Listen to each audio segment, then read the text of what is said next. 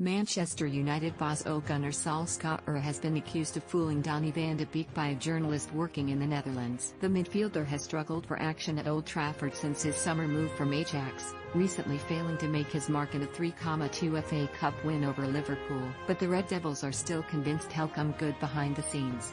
United signed Van de Beek in the summer after being priced out of a deal for Jack Grealish.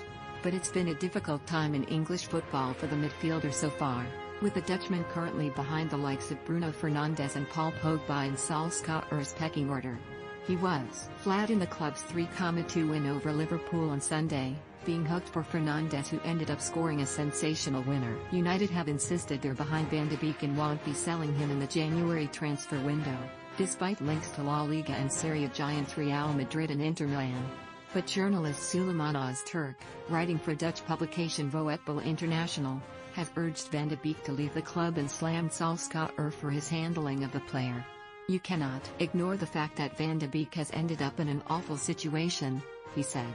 "He'll never reach the numbers or the status of Bruno Fernandes when asked to act like the player in his absence. The Portuguese likes to go to the ball, whereas Van de Beek moves away from it."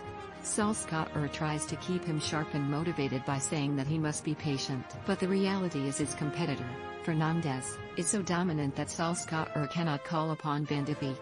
He is currently being fooled by his coach. "My advice, try to get away as soon as possible if you don't want to be kept on a leash for too long." Van de Beek was flat against Liverpool, but Fernandes praised him after the game. "Donny did a great game, playing in the position I play," he said. "Watching him, I think he moves really good. In the first half he had a little bit more of the ball. He played really well and it's important for us. Everyone wants to play, and if I was in the position of Donny I would not be happy at all. But the most important is doing what he does today, coming in and doing the best he can and helping the team."